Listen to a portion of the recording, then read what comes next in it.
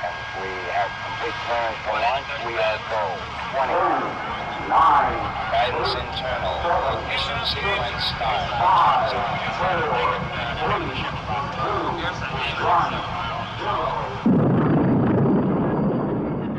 Howdy, neighbors. May the Lord bless you. We figured out a long time ago that it's much easier to control people when we're all watching the same TV shows, listening to the same radio stations, going to the same movies, looking at the same billboards, eating the same food, and speaking the same language.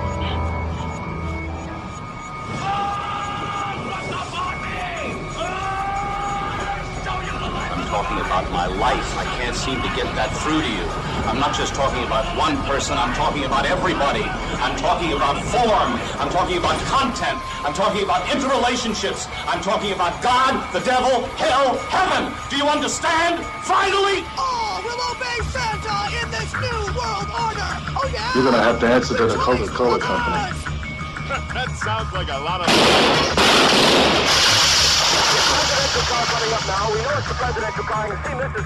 There is only one holistic system of systems. One vast and immeasurable multinational dominion of dollars.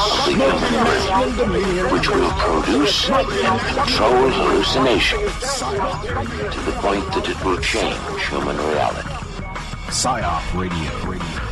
Decoding the psychological warfare machinations within paranormal and parapolitical landscapes. PsiOp Radio.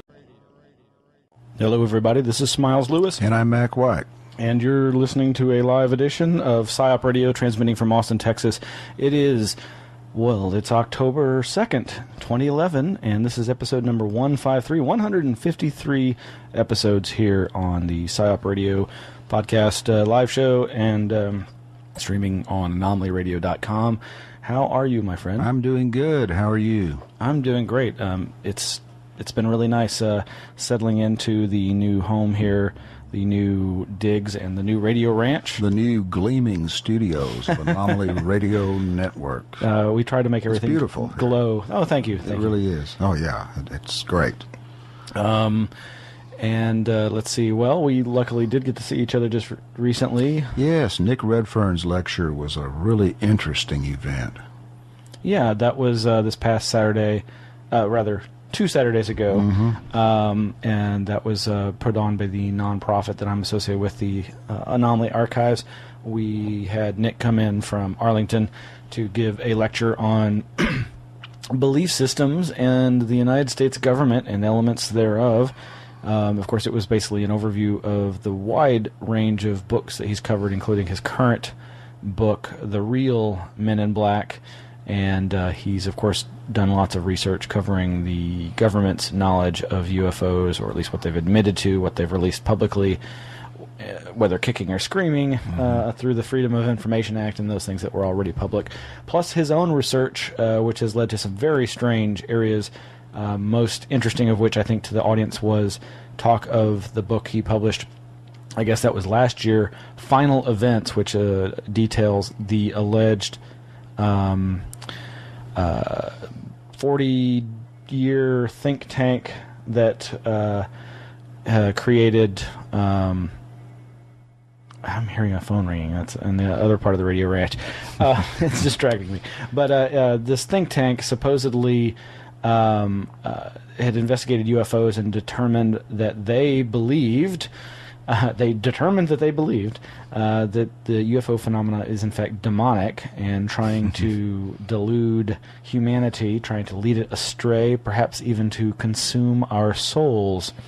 It came from the collective unconscious. That'd be a great sci-fi 50s era title. Well, it's a recurring theme, and actually that's how the talk ended with a friend of mine asking a question about Nick's use of the word tulpa, T-U-L-P-A, and anybody who's followed our show probably is well familiar with that, but for those that aren't, it's the idea of a physicalized thought form. It's a Tibetan word describing a semi-autonomous being that's created apparently, allegedly, through mass consciousness or even a single consciousness focused on creating a real-world thing. The id monster in some ways, like the Forbidden Planet, maybe. And I've just recently come across 2 science fiction stories within 2 episodes of each other, 3 episodes of each other on the Star Trek Deep Space Nine.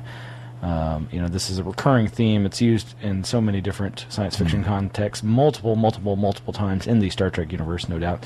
And it's the idea that there somehow can be technologies and techniques and energies that interact with human consciousness and can become physicalized thought forms. It would seem that if there are tulpas, that they would be manifesting archetypes in some way. You mentioned the id or the shadow, to use Jungian terminology, or the trickster. I think all those things are at play. I think the trickster is one of the most active archetypes within manifestations of the UFO phenomenon. I'm not the first to suggest that, that's for sure, and it won't probably be the last, because there is so much trickery in the field. Most people ascribe it to the government themselves, the supposed real Men in Black that some people think they are, some kind of government organization. But I think it is the phenomenon itself, whatever it is very trickster-like, and maybe that's just because it's interacting with some aspect, some archetype of our collective unconscious, but maybe it's also as much a reflection, or maybe it's almost as much of a mask for itself that it's putting on than one that's maybe just created by the act of our reflecting in this alien otherness, the face of. Anyway, it was a very interesting lecture, mostly about, everything from all the crazy stories, the alternative theories about Roswell, not the classic. That was really interesting. Yeah, that was the main thing I had told him. I really wanted to hear him. He was emphasizing the ultimate unknowability of these events, and I got to tell you, I thought I, pretty much figured out Roswell, but I'm not so sure anybody really knows after what he's describing. And the question is whether the government really knows anything or not. Right, and so he illustrates, with Roswell being a great example, how there have, over the last 60 years, been at least 4 or 5 different versions of what, quote-unquote, the government, or elements within the government have publicly and privately stated is what they think is really going on.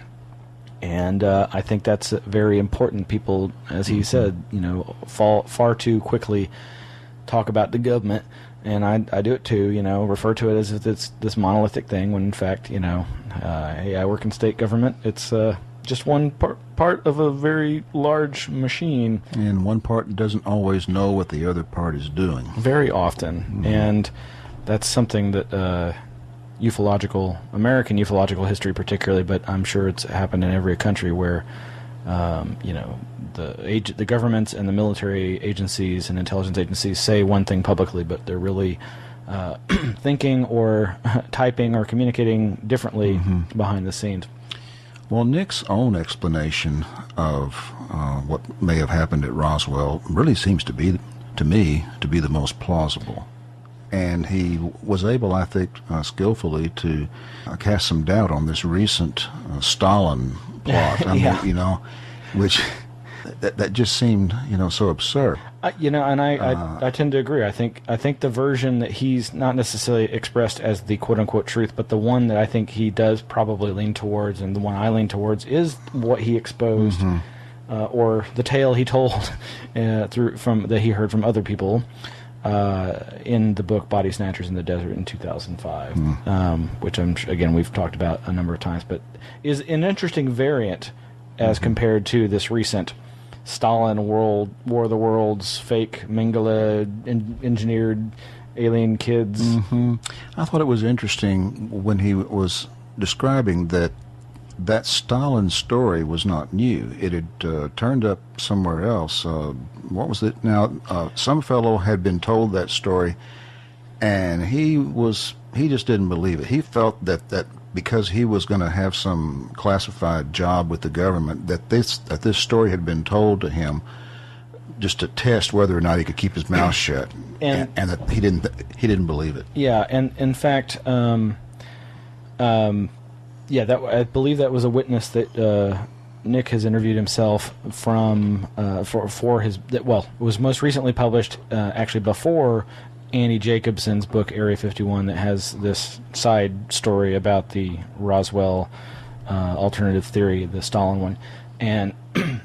I haven't read Nick's book NASA Conspiracies, but it came out the last year or so and predates her Area 51 book. And apparently, there's a witness that he talked to, and I think actually he had talked to this witness at least as far back as maybe 2006. And this person, basically says that they were exposed to a very similar sounding story to the Stalin hoax Roswell explanation, but that he arrived at a very different interpretation than the witness that Annie Jacobson interacted with, and who actually I think Anthony Bragalia, a UFO guy who has a blog, has I think interviewed this guy, or Nick says he has, and he apparently is verified as a real contractor through Area 51. But he apparently completely believed the story, so much so that he was incredibly emotionally verklempt over it. Like it pained him to tell the story, and it was one of those, are we any better than they are if we, as he says, continued the research? And that's again where the interesting overlap occurs, because with Redfern's Body Snatchers in the Desert 2005 book, the implication is that the mistaken identity of the objects and entities seen in Roswell were the result of our United States government military importing the Japanese Mengele and continuing with his experiments and continuing to use their disabled victims, and then grabbing more, body snatching people from American institutions. And it's a scary hypothesis, but it seems so plausible when you know, as we do, the horrors, verified and otherwise, that have been reported connected to MK Ultra and related projects. So anyway, it was great to see you. Thank you for coming out. We did get a nice turnout at that it was event. very well attended. And I will use this as an opportunity to promote the coming up in October, just in time for the Halloween War of the Worlds anniversary. I'll be giving a talk at the same location, Austin Center for Spiritual Living. They're not sponsoring it, but it's going to be at their location, and it'll be let's see, what date is that? It's Tuesday, October 25th, and of course we'll be posting information about that. I will, but I'm going to be giving a talk for the Institute for Neuroscience and Consciousness Studies. Also, my Anomaly Archives will be, of course, co-sponsoring it, and the subject, it's a broad one: UFOs and consciousness. There's so many directions one can go, and I'm sure we'll end up touching on. Sounds interesting. UFOs and consciousness. Yeah. Yes, there's a lot of ground to cover. Well, there. There's the obvious, again, as we were talking, Jung's collective unconscious and different people's interpretation of his interpretation. And, I think Jung meant this. Well, I think Jung meant that. Well, what did he mean? But some of my favorite ideas about the nature of the UFO phenomena center around that interpretation, that it's somehow a manifestation of the collective unconscious. But that doesn't mean that it's hallucination. That it could still be some kind of communication, if not just from our individual and collective unconsciousnesses, but those of other species and intelligences on this planet or elsewhere, or elsewhen. Okay, enough of this. What have you been doing, Mac? I'll tell you one thing I've been doing over the past week is watching this Occupy Wall Street news, which there wasn't really much news to watch because there was a media blackout for the longest time.